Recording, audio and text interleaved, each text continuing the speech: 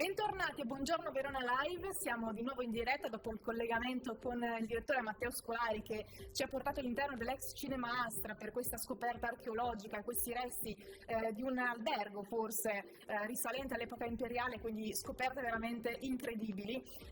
Ora torniamo a parlare del nostro tema del giorno. Oggi abbiamo già detto in apertura che si parla di metodi alternativi di pagamento, abbiamo già esplorato un po' il tema dei bitcoin insieme a Davide Cecchinato di Adiconsum a Verona, ma sono tanti i metodi alternativi di pagamento che esistono al giorno d'oggi. E allora per parlare di questo siamo in collegamento con Giovanni Scalabrin, responsabile marketing di Venetex. Benvenuto.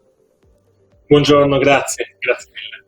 Allora, dunque, innanzitutto inizierei con una piccola panoramica su Venetex, un circuito di cui però non tutti sono a conoscenza e quindi andrei a spiegare di cosa si tratta.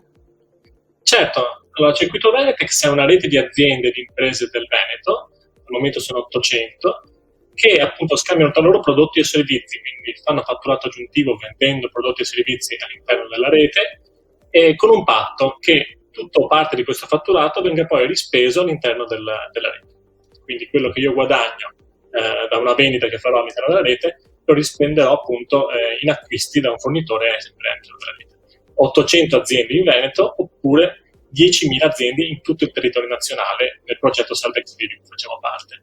Ecco, per fare in modo che questo patto accada, quindi che io rispenda gli euro che guadagno all'interno della rete, si utilizzano i crediti Venetex e i crediti Venetex sono uguali agli euro, quindi un credito Venetex è uguale a un euro. Chiaro.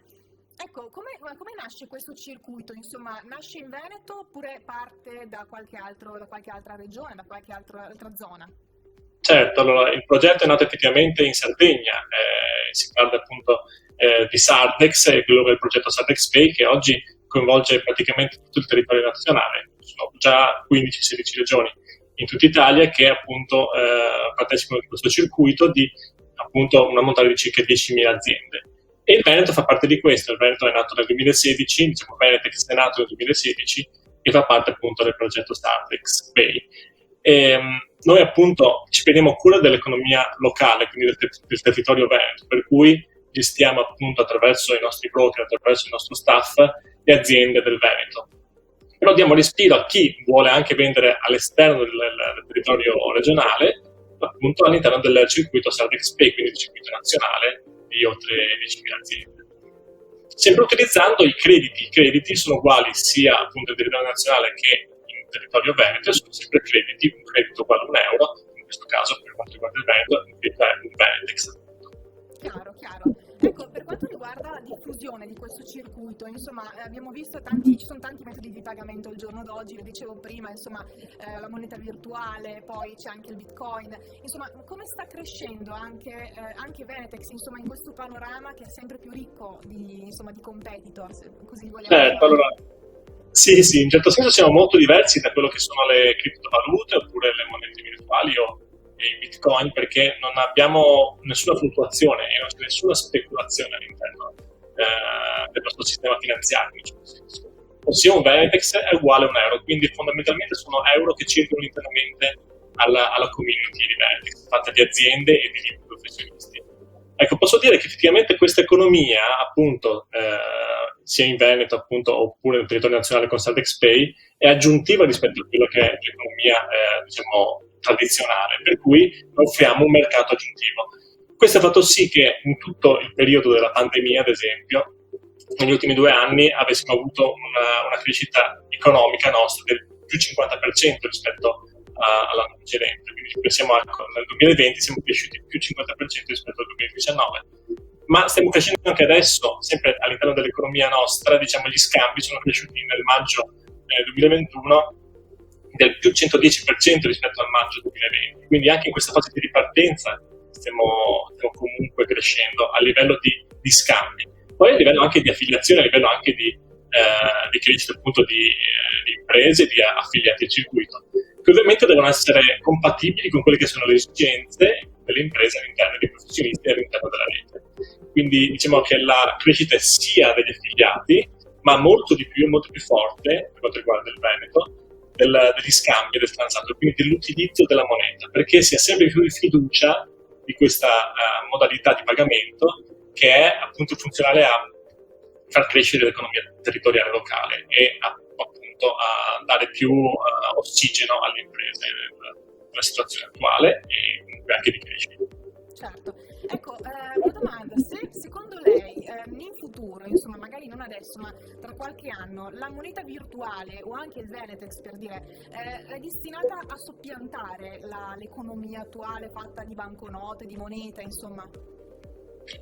Ma direi che sicuramente c'è una compresenza, anche noi di Venetex comunque non ci contrapponiamo assolutamente all'economia tradizionale, ma quello che facciamo è appunto riempire delle falle, delle debolezze diciamo dell'economia attuale, che evidentemente strozza in certo senso alcune imprese, non permette la crescita di molte attività.